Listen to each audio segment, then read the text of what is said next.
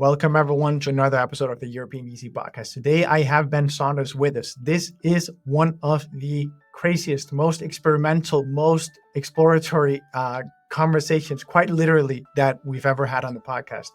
Ben is one of the, if not the most acclaimed explorers of this world. He has walked a trip in the Antarctic that no one else has ever done, 2,500 miles or so. Incredible track record in that world. And on top of that, he has also worked to raise a fund that was called Kintanna Ventures. And he actually decided not to do that anymore. He decided to fold on the fundraise for many reasons that we explored here. So this conversation is the most honest, the most transparent conversations we've had on the podcast with someone who has raised a fund and decided not to do it, and with someone who knows the true face of grit better than anyone else. I really hope you'll enjoy the conversation as much as I did. This was their finest hour. Tear down this wall. It's more than just an alliance. This is a union of values. United and determined, we can serve as a model for other regions of the world. The nature of a problem requires a European response. Europe is a story of new beginnings, new beginnings. Let's start acting. This show is not investment advice, and the hosts of this episode may be invested in the funds and companies featured. All right, Ben, welcome to the European VC podcast. Thank you. Great to be here. So everyone, as I just told you in our introduction for this conversation is going to be a special one because I'm talking to Ben, who has done a lot that no one else has done on this earth. And he's also done something that the majority of you have done, either successfully or not, or are hoping to do and are thinking about how do I best prepare for this and so on. We, as many of you probably also know, have recently put out a big fundraising report. And that report talks a lot about grit. That's one of the core pieces of advice from all the GPs that we've had on the podcast.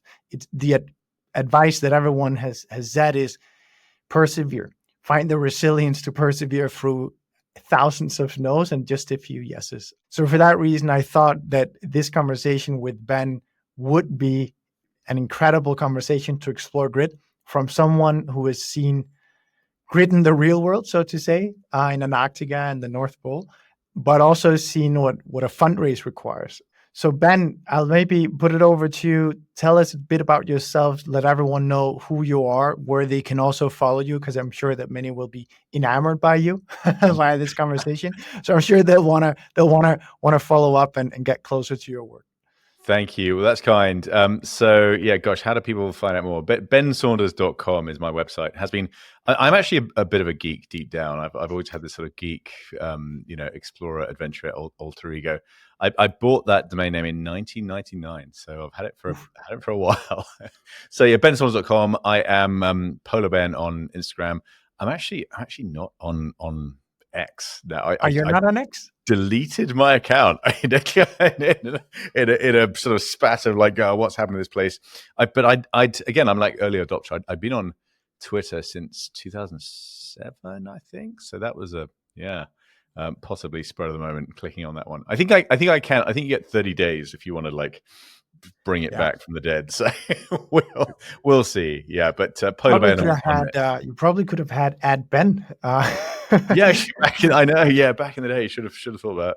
So yeah, and we were actually chatting just now before we hit record about how I introduce myself, and I'm not sure right now because I'm in an interesting sort of pivot myself, and I spent just over 20 years doing these big polar expeditions. So there were 12 of them in total. Cumulatively, I've lost count, like 8,000 kilometers, sort of 4,500, 5,000 miles on foot, either north of the Arctic Circle or in Antarctica.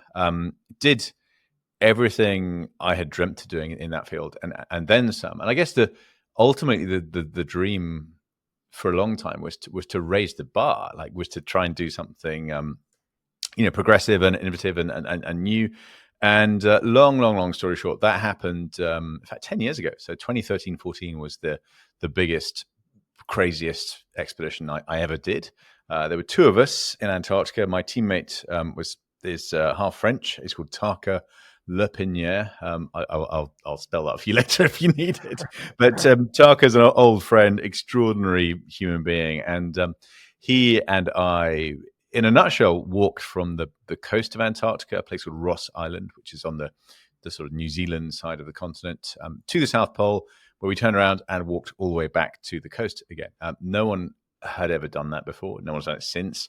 No one had ever traveled that far on foot in Antarctica. It was effectively 2,900 kilometers, 1,800 miles, give or take.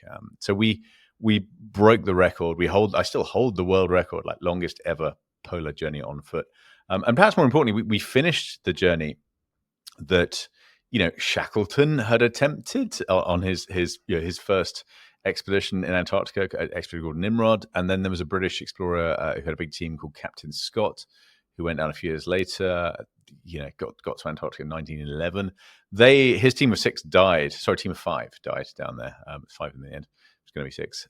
And for a long time, I met very well qualified experts in that field who considered this journey impossible. There were, for years, was given so many reasons why I couldn't do this thing. It wasn't going to happen. So that was the sort of, I guess, the kind of pinnacle of what I achieved in that world. I skied solo to the North Pole as well back in 2004, and I've been solo to the South Pole 2017, 18. So I think I'm the third in history to go solo to both the North and South Pole. What makes someone do this, Ben? Why would you? Because I think we've all thought of doing something, and then we go out, strap on our boots, and go for a walk, and think, I'm like, in the beginning, you're like, someday I'm gonna walk really fucking far. I'm gonna do a real journey here, and then after 10 kilometers, 15, 20, or it's a bit cold one day and it rains, and then you're like, I'm never gonna do this. So what makes someone actually do it?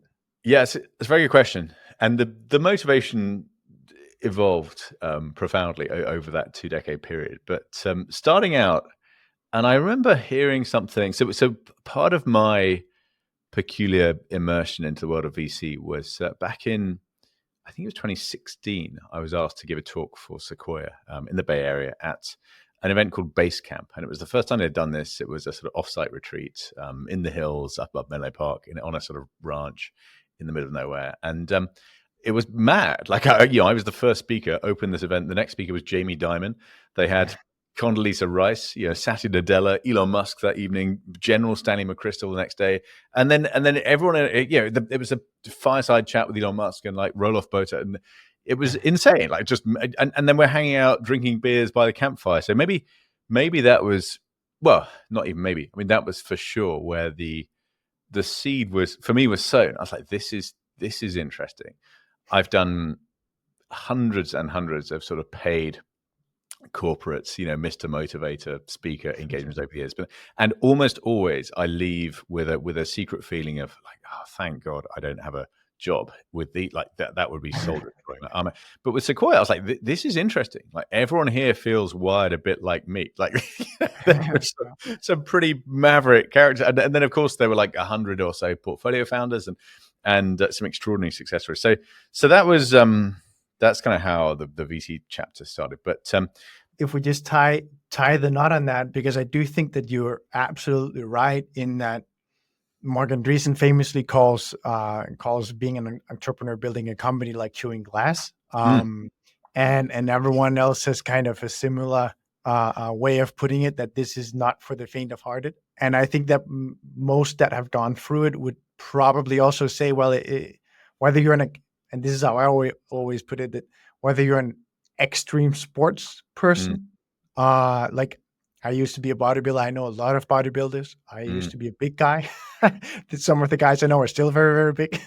and the grit that it takes to chow down 7,000 calories in pure protein and no bad food, like day in and day out, going to the gym, never seeing, doing anything, never going to bed later than 9 or whatever, like every day in and day out, that takes grit, it takes perseverance. Whether you do that because you're trying to build a company or you're doing the equivalent because of blah, blah, blah. I do think that there's the consistency element that's very similar between being a VC, a founder, or a bodybuilder.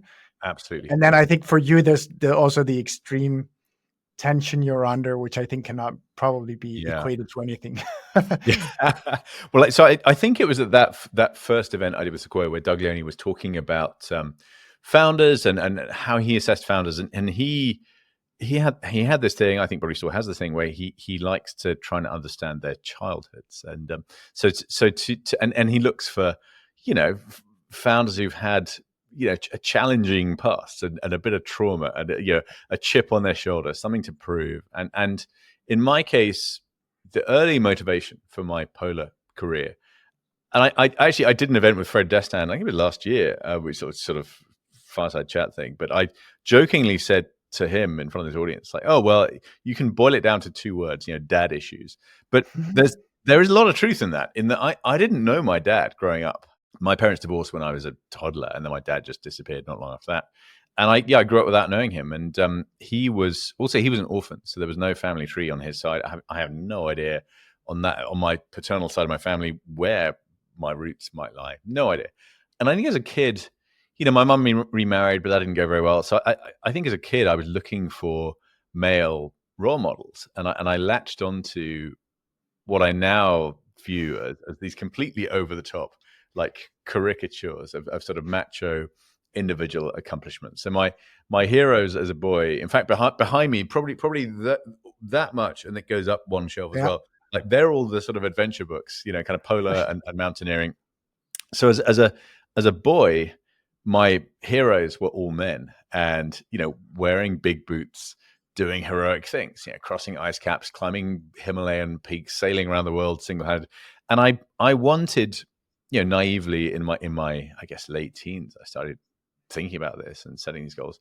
I wanted to literally follow in their footsteps, to emulate these characters that I held up as heroes, in the completely mistaken belief that happiness lay in a sort of external validation. Like if I can only achieve, if I can do something impressive enough, like my heroes, and if enough people say complimentary things about what I've done, I will be happy.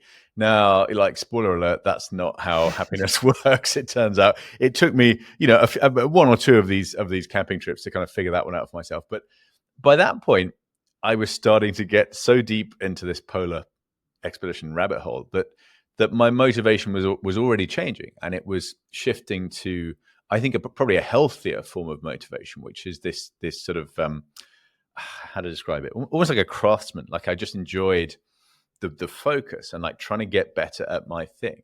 There's a really good book. I mean, there are several very good books by this guy, but a really good book by Cal Newport, who's written like Deep Focus, and there's a more recent one. But he wrote a book a while ago called So Good They Can't Ignore You. And I guess ultimately the thesis of that book is that when it comes to happiness, sort of peace of mind, equanimity, when it comes to those things, what you choose to do with your life is far less important than how you do it and the sort of attitude and mindset that you apply to it.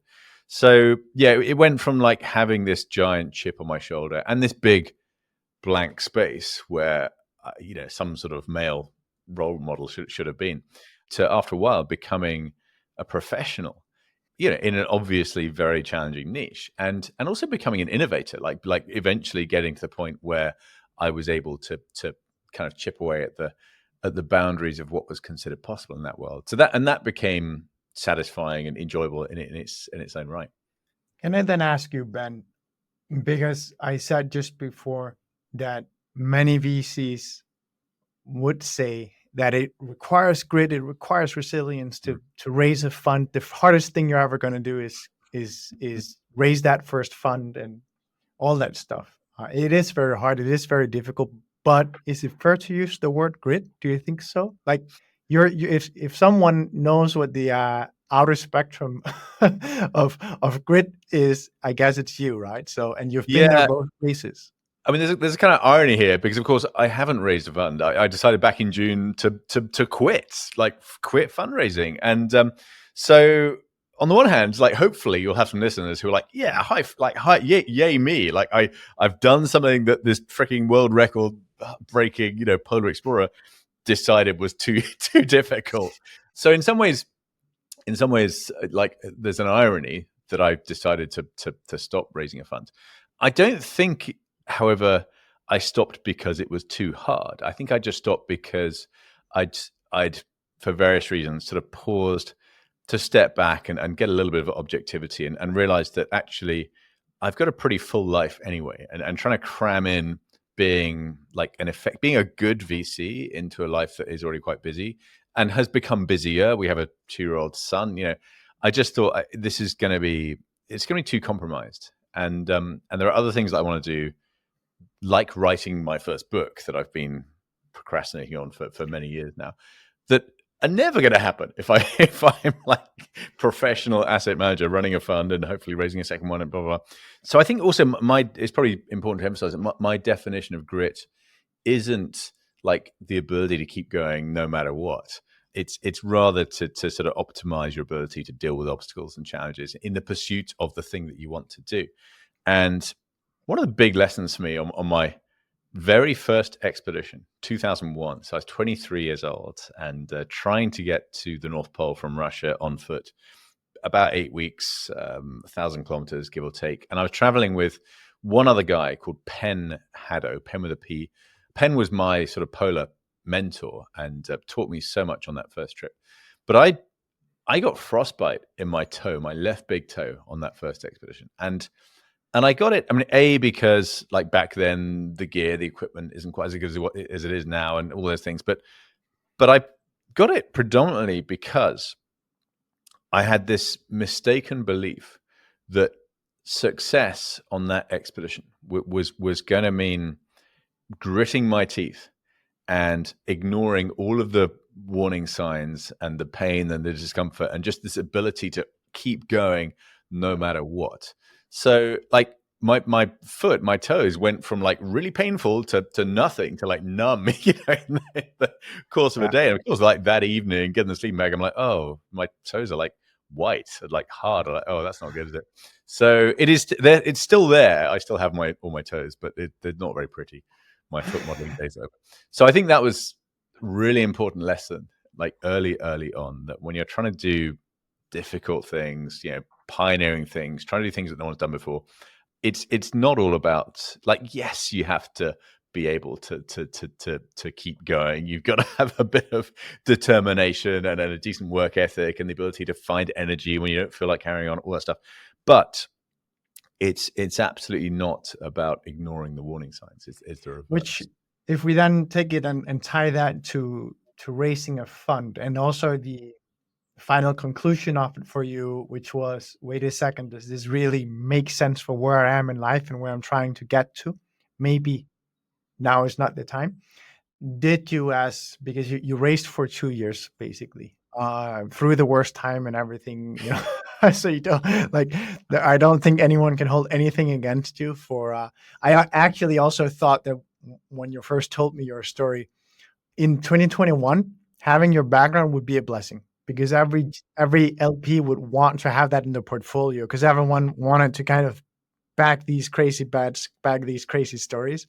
But then actually you kind of had, I'm sure you've had and I would also say I've seen that a bit of a counter movement, which is the last thing you want is to be the one caught with egg on your face because you backed someone, the stereotypical tourist walking into venture, right? Absolutely. Which is this partly famous guy who can definitely say, I know everything about grit, so for that reason I can help a founder. But then it can very quickly be turned as the opposite story, which is, you've got this guy who obviously knows everything about building a startup just because he's walked to the fucking North Pole. So you kind of went from being the poster boy, perfect poster boy, to being the worst poster boy. Yeah, absolutely. And what's annoying is that I could totally appreciate that, because part of me was finding the whole thing so frustrating. I was like, I mean, I never said this point blank when I'm pitching to LPs, but part of me is like, this entire industry, like venture capital, is predicated on outliers. And why is it that right now LPs just seem to be doubling down on the incumbents? Like this, this makes no sense to me. Well, I no, yes and no. But then, of course, if I was in their shoes, I wouldn't be backing the lunatic who, like, wait, what's your track record as a professional asset manager? Like, zero. I've never done this. Like, I'm backing myself because I did these like long walks and Yeah. So no, that's it. So I obviously met you while you were fundraising, and I was very excited to see it because I thought. So I'm also probably a risk taker more than many LPs. But my read on how venture works is brand matters a ton. Yeah. A small fund, solo GP, all you need is a slice. If you've got a great brand and you know something better than anyone else, which is how to persevere, how to manage tough situations, how to make life work in tough situations, that should be enough to get on the cap tables you want. If you get invited to talk and paid to talk with people like Elon Musk at Sequoia, can you then get into good deals? I think you can. Like, so to me, it kind of seems like an obvious. Yeah, that was kind of my stance. And then when people pushed harder on the like, well, okay, but what makes you think you can run a fund? I'm like, well, because my entire polar career entailed like these were expensive camping trips. Like maybe not by private equity standards, but I raised and spent several $1 million in 20 years. And that meant that I was competing with these really sexy sponsorship properties like motorsport or yacht racing, which were way safer, way less risky than way less sketchy than and had a stack of benefits like corporate hospitality that I couldn't offer. Sponsor a yacht racing team, and they're like, well, bring your C-suite or bring your clients for a day on the boat, or bring your team to a day at the racetrack and watch whatever, like the that doesn't happen on the North Pole. And I couldn't offer any of that. So in some ways, my case was that I had spent 20 years like raising money, and the funding came from global brands. Like the big money came from companies like Jaguar Land Rover, who I worked with for like 12 years, came from Intel, came from Ernst & Young, came from Canada Goose. These are global brands. Like add them all together, revenue in the tens of billions. Reputation means everything. Like ton of risk. Worst case sort of scenario, downside risk wasn't that I return a whole fund to zero.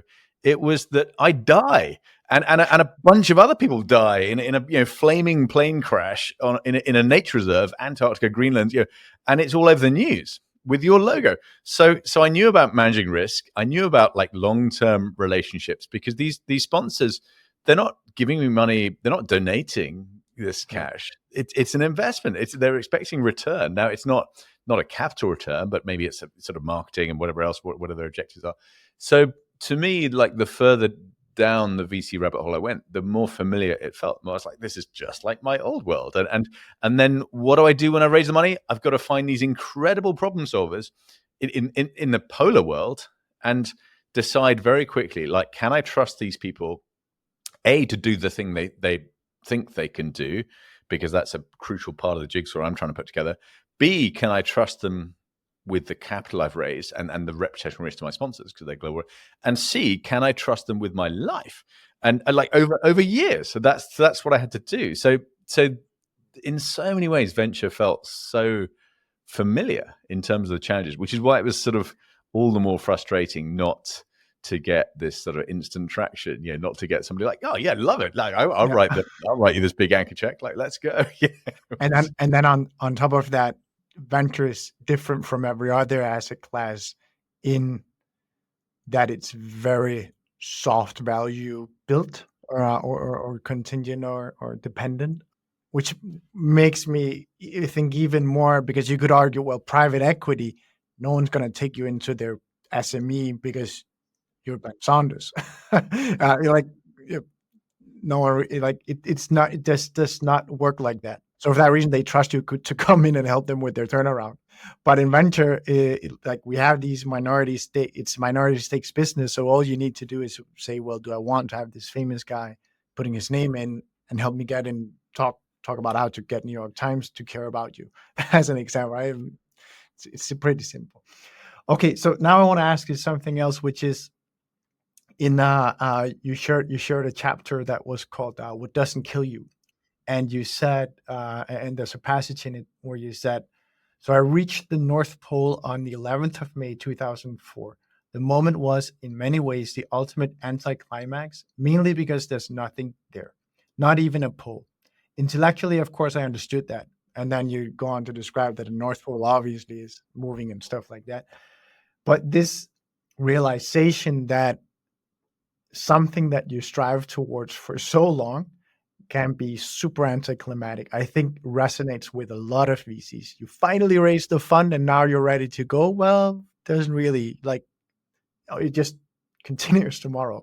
And you made the bet and you're super excited. And then 2 weeks later, no one asks you about that portfolio company anymore. They're not in the news. And it's going to be 10, 12, 14, 15 years before they actually exit. And this is something that every VC says is the hardest part of the game is figuring out how to live in the long term and the short term and marrying the two and finding gratification in that. So maybe I'd love for you to kind of talk about how did you manage that? How do you talk to others about it?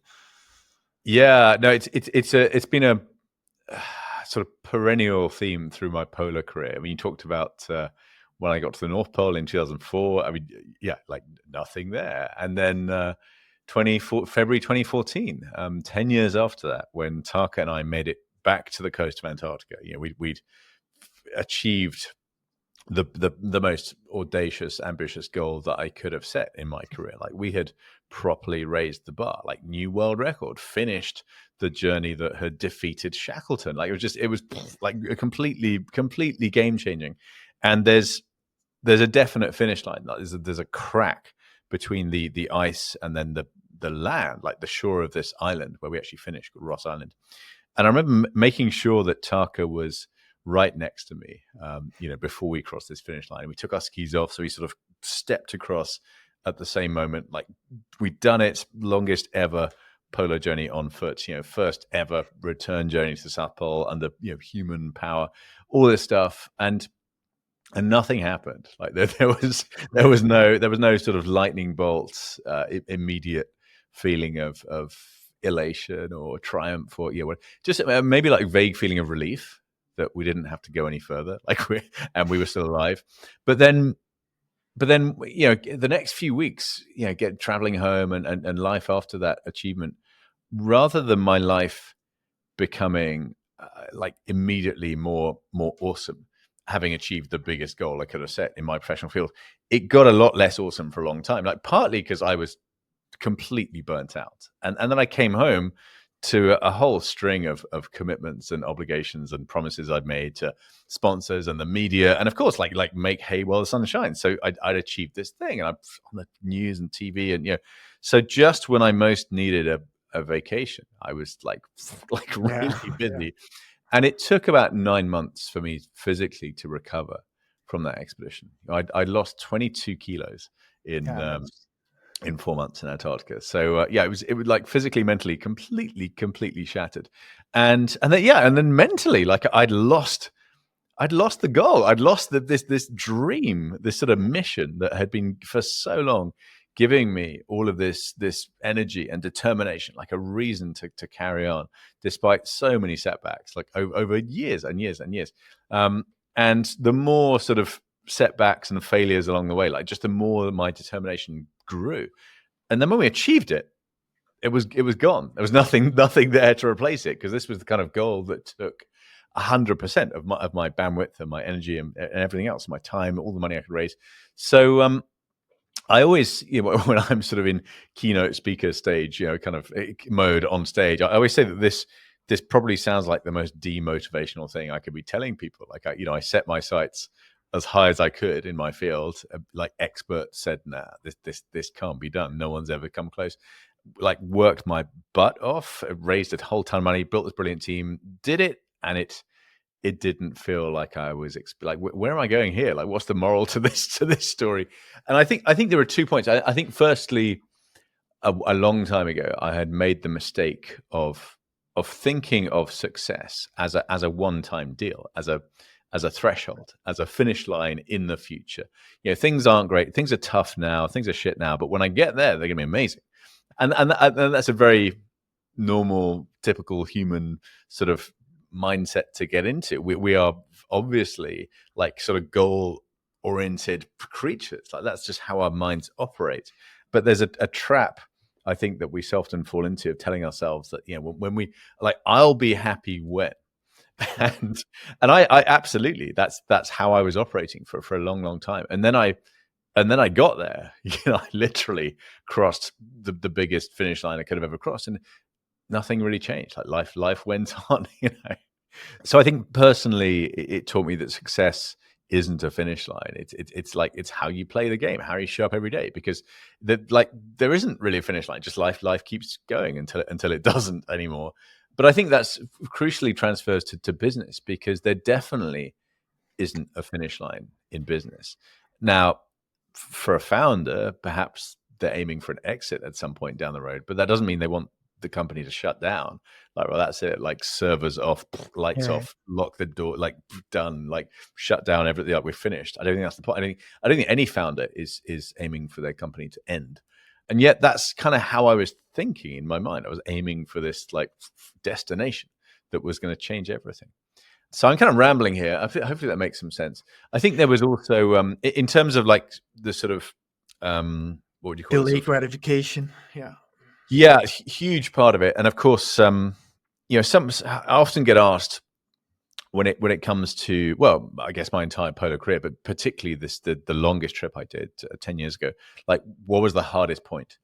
And I think in many ways it was super early. It was like day 2 or day 3, I forget exactly, but there was a sort of a bit of a climb, this ascent up onto this area called the Ross Ice Shelf. And in many ways, not everything, many things are toughest at the start, because you're in shock. You know, like 3 or 4 nights ago, we were in a hotel in the southern tip of Chile, like with Wi-Fi and a breakfast buffet and a Nespresso machine and like fluffy duvets, and now we're living in a tent and it's like minus 45 degrees centigrade, and you know, and you're dragging a sledge, and that's 200 kilos each at the start.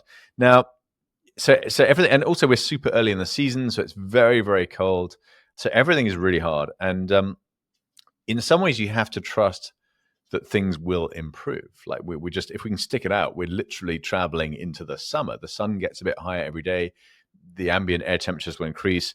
We're eating food every day, so the sledge is getting a little bit lighter. We're burning fuel in our cooker, in our stove to melt snow to get water, so that's going to get lighter. So you have to trust that these things will improve. But yeah, day 2, day 3, whichever it was, I think we did. It was like 5.6 kilometers or something like that. It was like 5K in 8.5 hours. And, you know, if you've run a 5K, you'll know that 8 hours is not a respectable time. That's not that impressive. And we had, you know, we had the total round trip, like 2,900 kilometers. That's the goal. We've just done 5 kilometers. Yeah. So it's just like doesn't even register in terms of progress. And we've used a day's worth of resources. Like, we've eaten a ton of food and we've burnt fuel in our stove. And like, what have we got in return? So I remember that night in the tent, feeling this sense of like absolute shame, like self-loathing, like, oh, of course this is impossible. The numbers just don't stack up. Like, why, like, how hubristic could I be? Like, why didn't I pay more attention to all these experts who've been telling me why this hasn't been done, why it can't be done? So the next day, I remember just being in a really bad state mentally, and the tactic, and no one had advised me to do this. This wasn't something a psychologist had sort of suggested. It was the only way I could deal with the situation. At that moment, the ultimate goal, rather than being a source of motivation that gave me energy and the drive to continue, was the opposite. It was so far away that it just felt completely hopeless and just abstract, like just absurd. We're going so slowly the idea of doing nearly 3,000 kilometers is just, it's ridiculous. So I kind of had to remove the goal and just give myself permission to quit. I'd be like, okay, well, it's obviously impossible. We're obviously going to quit, but not right now, because that bit of ice on the horizon looks really good. Like, we could pitch the tent there, and they could land an aircraft there. We can call for a rescue flight. They could land a ski plane. We can get picked up. So, for the next hour, everything, all of my focus, bandwidth, energy just went into getting to that point. And then we get there, and I think, okay, we haven't collapsed. Oh, wait a minute. Like, that bit of ice further south, that's even better. Let's just get there. So I'd kind of play this game. And then, we'd get to the end of the day and we'd put the tent up, and I think, okay, well, let's sleep on it and decide in the morning. And I'd play the same game. And then after a few days, we'd built up this collateral. We'd done 25K, 50K, 100K, 250, 500, 1,000 kilometers. And suddenly you have this sort of, not invested, but you've clocked up all of this progress. So you're going to lose more if you quit. And B, everything's improving. Like, you're closer to the midsummer. It's warmer. The sledge is lighter. You're going better. So focus was the most important thing, for sure, when it came to carrying on. To grit, to resilience down there, and not just in terms of narrowness of focus. That was vital. I remember super early on losing my shit. We had really bad weather, really strong headwinds, and I remember just like yelling into the wind, like just every swear word I knew, which was quite, in a way, felt quite therapeutic. But then I just stopped. Of course, no one else around. My teammate, but he's maybe 30 meters in front of me, and he can't hear me in this wind, and we've got goggles and a mask and everything. But I remember just yelling and yelling and yelling swear words, and then I stopped, and I was like, the wind hasn't changed at all. Like, I can't do anything about the wind. And in fact, I've just burnt a load of energy. I've just wasted a load of calories on something I can't change. And there's a really important lesson there that of course goes all the way back to the freaking Stoic philosophers, and probably before them, which is the importance of understanding like what is within your control and what is outside your control, and like focusing as exclusively as you can on the former. So that was a big lesson for me, and not just on that expedition, but everyone. Like control the controllables. Focus your energy and your time and your bandwidth on things that you can affect and you can change.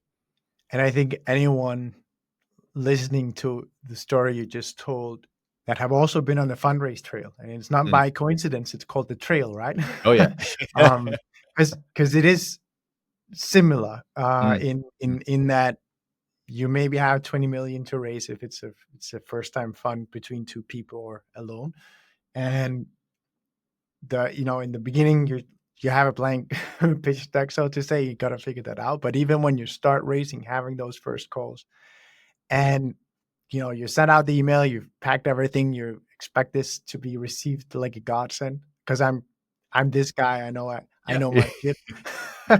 And then half doesn't reply. The other half replies, says, yeah, maybe let's have a talk, but I can get a call with anyone out of like novelty value. They just want to hear the polar stories. That was what. Yes, and that gave you an even bigger issue than many, right? Exactly. But it also probably taught you an early lesson of fundraising, which is you gotta just know exactly who you need to talk to and who's your IVP. For sure, yeah. And I have a crazy network, and that's again, there's a sort of paradox there, because I spent most of my career in like extreme isolation in the most remote place on earth, and that's somehow given me the most incredible network, and that's come largely through but that's come through speaking, which continues to be this incredible Trojan horse. I mean, I met most of the partners at Sequoia, like back in 2016, like hanging out with, drinking beers by the fire. So it's given me for 2 decades this incredible access. So I love that. I would highly recommend, if you're looking for a way to improve your ability to network, like spend a load of time on your own in the middle of nowhere for as long as you can. And I was thinking, you said something earlier just that made me think, when I decided to sort of call time on fundraising, I think one of the realizations was that I hadn't tried everything.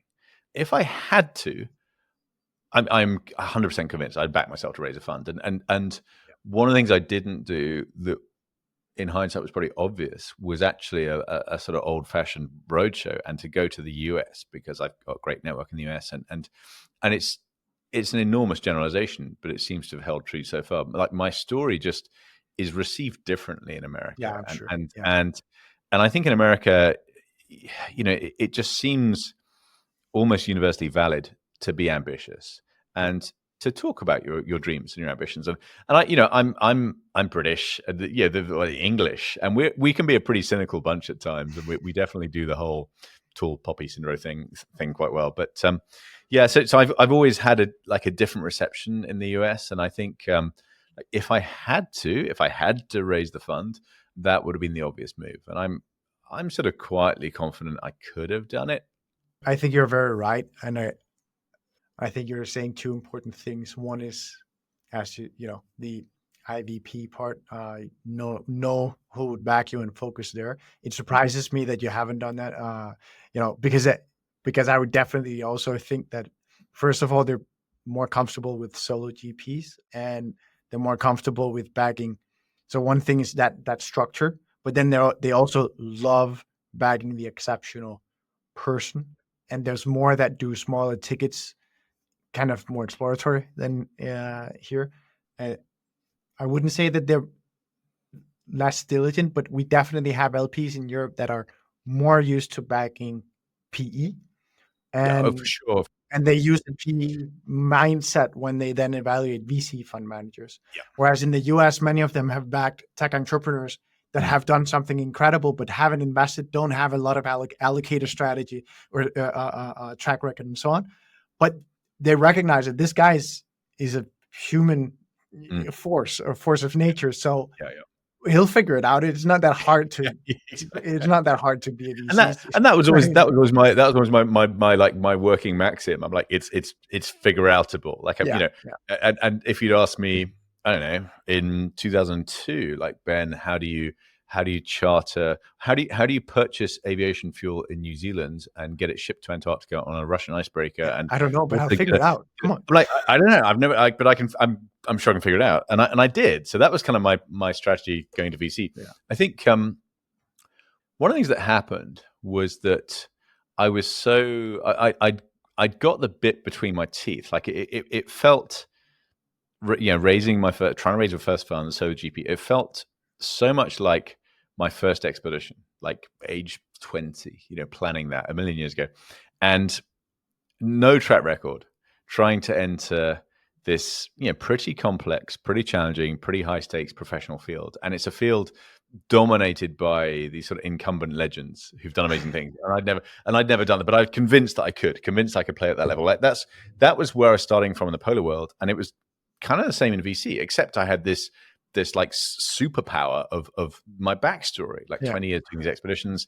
You like, there's a reason that Shackleton is still on the curriculum of if you're going to a Harvard MBA, like, he's held up as an example of leadership and communication and teamwork and everything else and resilience. And I'm like, well, I am the only human being in the universe who's finished the thing that Shackleton. What do you want to know about those things? If you want to, if you're kind of portfolio founders want to know about resilience and grit and whatever, well, I'm uniquely qualified. And it was a climate fund. I spent more time on the biggest ice caps in the world than every other climate fund manager put together. So, like, it's not like I was at McKinsey and thought, oh no, climate's an interesting theme right now. It's like the motivation came from this visceral, lived, witnessing of these places changing over 20 years. So anyway, I'm rabbiting here, but it's I completely, I 100% it kind of felt obvious. But the point I was getting to was that I was so determined to make this thing happen, and maybe it was like old fashioned, my ego coming back in. Like I can show them. Like, the more doubters, the more people were saying, like, oh, it's going to be really hard, it's going to be really tough, especially right now. The more I'm like, no, I can, like, watch this. I'll prove you wrong. And I hadn't really paused until June of this year. Hadn't paused to step back, like, zoom all the way out and decide, like, is this really what I want to be doing? And there were lots of little signals. I remember, and when we were talking earlier, Fred Destan's name came out. Fred is one of many people who in VC who were super generous to me with their time and their wisdom, and even with office space in London. They were kind of hanging out there with Stride for a long time. And Fred said something to me a while back about, and he may have said this public as well on an interview or two. Maybe it might even have been with you, about the best VCs being over time becoming leadership coaches, and that to me was like that's where I fit in, and it hadn't. I didn't pause to say to myself, hang on a minute, like I already have a very successful speaking career around the world, like. I can do the coaching anyway. I can just I can completely cut out all the bullshit of the fundraising and looking after LPs and like schmoozing and like raising money for I can just skip all that and just do the coaching. Like that's where my value add could be. I was so determined to prove everyone wrong and raise this fund that I hadn't stopped until 2 years in to really question if this was the right path for me. It's funny because David and I have had the same conversation. So we invest as LPs, but truth be told, and I think most people also know that, is that we actually do it less right now than we have done before, and that's also definitely because we're saying, well, we have a bigger opportunity on the content, education, and community side, and we can always invest, and we are investing actively, but it's just not, we're not willing it into being, so to say. And we've always said, when it comes to raising a fund, because everyone's always asked, why don't you raise a fund? And we've just said, we know that's real. We'll only do it when we cannot not do it anymore.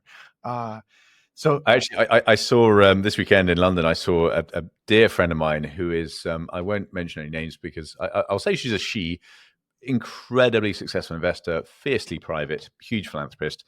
No one's heard of her. She is not on LinkedIn. I mean, she's sort of, ironically, having talked about the sort of men with big boots that I admired for years. Like this lady is like who I want to be when I grow up. So she was one of the sort of influences for me trying to raise my first fund. Except, ironically, she has never had a fund. She only ever uses SPVs. Now, some big vehicles, some chunky, tens of millions. I thought about that when you were saying it. Yeah, and I saw her dinner very recently, and she was like, we said two things. She's like, Ben, I think life, the life just gives you gifts, and she's like, the gift you've been given is that people must really need your book right now. Like you've got to write that book. They don't need fund manager, Ben. Then you should finish your book. So I'm like, okay, yeah, fair enough. And then she was like, and like SPVs, that's how we've always done it. She's like, I love them. So I'm certainly not turning my back on the investment world and on startups because I love, of course, like every good founder is wired like I am or like I was 20 years ago. Ben, we do SPVs as well, feeder funds, explicitly because we say, who the fuck wants to be a fund manager? Yeah. if you don't have my conclusion. If you don't have to, why would you want to do that? And I think that there's many people that will a fund into being where, like, at least if you, I don't know what it is that I think. So hearing your story, I think that you realized through your polar expeditions that it's the journey and the life that you live that matters, not the external gratification or the role or the brand that people sees. And thus, when it is the journey, it's actually not the outcome as much. It's not the performance as such. It's more that you're doing what you want to be doing, that it's giving you. And I think that being a fund manager is not necessarily the most gratifying thing for the individual. I don't know many that are fund managers that I don't look at the same time and say, they are definitely proving something from it. Like, and proving that thing can be having a great impact on the world, which is like then you need to amplify yourself with a big firm and so on, because you can't do that as much alone as you can with others. But if Absolutely. You get to the point where I have gotten to in my life, at least, and that is very much common both from this podcast, speaking to the likes of you, but also from having had the mentors I've had, where these guys are people that have been, like, when they did something, it would go on the front page of the national news, right? And when I then talk to them at age 70 and they say, Andreas, looking back, I really think I made the wrong decisions because I know my grandchildren better than I know my own children. And having felt that coming from someone that I looked up to and thought I wanted to mimic their life, so to say, and then realize that you can be there and then say, I wish I'd done differently. Like kind of tells me, okay, Andreas, maybe skip the part where you would then you would regret and go directly to the 70-year-old's mindset of saying, there's actually a way where I can build personal wealth, I can build family wealth, I can have meaning, I can do stuff I find funny, but I can also not be there for my family. and I think that's kind of sounds like that's also where you've gotten a little bit, saying I could go on a fundraising trail in the US, not see my kid for six months, come back with a fund, and then do the same thing in 2 years. Because that's probably what you'd be down to, and you'd have to also visit them once in a while, and you actually just want to build your life in Western England, and kind of that does not align. And I've said the same thing. It does not align to be traveling Europe, talking to rich families about why I should have a fund of fund. That's not where I am right now. I'm very happy where I am.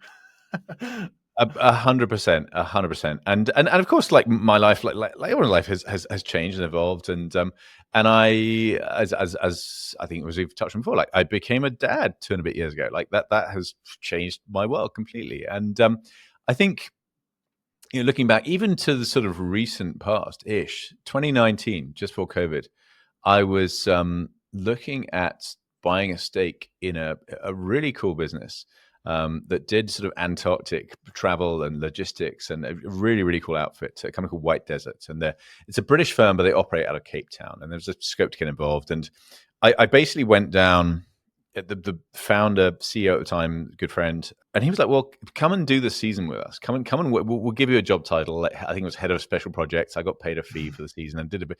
And I got to go and work with this company. So 2019, I had a ton of travel with speaking engagements and work. I went down to Cape Town and then out to Antarctica in February of that year, and then like at the end of the season, and then came back, a load of work through the summer, a load of travel. We just bought this house, like moved to the country, and then October 2013 flew down to Cape Town, was based there for 4 months, was flying in and out of Antarctica on a freaking Gulfstream. Like it was it was insane. My wife came down. I was renting this cottage in Constantia, outskirts of Cape Town, like beautiful. And like this was pre-fatherhood, but that year I had, I think, 58 flights that year, and it was just insane. Like but I loved it at that phase of my life. That I was like, this is fantastic. I'm having a ton of fun, like working in Antarctica and taking clients. And you know, these days, like maybe I'm just getting middle-aged as a dad, but like I value time at home. Now we have a young son in a way that I never used to. And also, I think as a dad, as a parent, your priorities shift like overnight. And whereas 10 years ago, I prided myself on my work ethic and my ability to grind, like literally to endure anyone, to the point where I've got a freaking world record that proves that. Like, I could carry on when no one else could.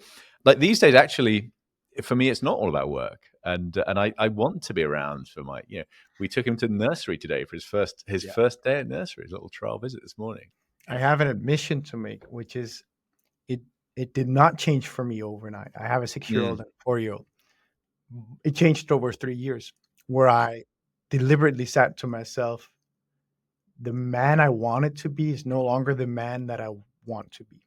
But I have trained myself, and I've been in this mindset of performance for so long and achievement for so long, that even with this recognition, I need to work with myself to, not get angry when I can't work, not get angry, like, or upset or whatever, feel frustrated, and dial down the goals, dial down. Like that has taken, I think, probably 3 years to accept that I've changed the yard pole of what I want to be.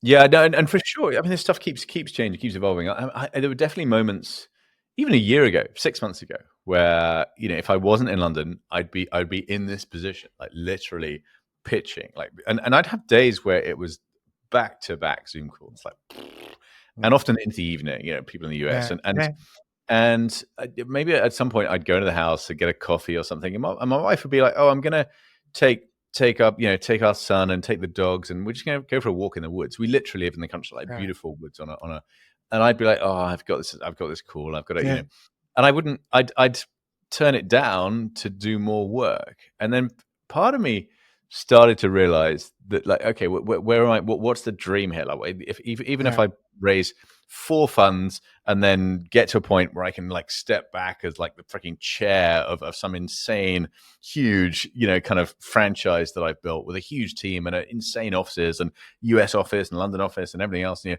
and like, what would my dream day look like? My ultimate, having completely made it, like I've made a net worth of X billion, whatever, you know, the like all the material goals ticked.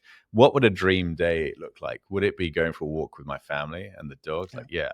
So why the hell am I not doing that right now? The opportunity is just so. Yeah, there's a lot of reflection, and which is why I have no regrets about the 2 years that I went through trying to raise this fund. It wasn't quote unquote successful, but it taught me a ton. Like I think in a weird way, if I was locked into 10 plus years of fiduciary responsibility right now to my LPs, like that, maybe that wouldn't have been a success. That would suck. Yeah. It was a, you know, it was an experiment, like so many things. Yeah. So now we've gone past time. We've gotten to the point where we have I have a feeling that we've made this into the most unmotivational podcast episode ever. But I think it's don't grind, just hang out with your family. Yeah, exactly. I think this is the conundrum we're all in. And I think it's the conversations we're all having with the people that are the closest to us. They very rarely haven't had openly. They're very rarely put in a LinkedIn post because it's very difficult to kind of put this in 120 characters in a way that's meaningful and where it's not just, as you said, or even as the US people would say, well, this is a European saying that you should just chill. So I thank you, Ben, for your honesty. I thank you for everything you've shared with the world regarding both your travels and or not travels. I think we should call it explorations.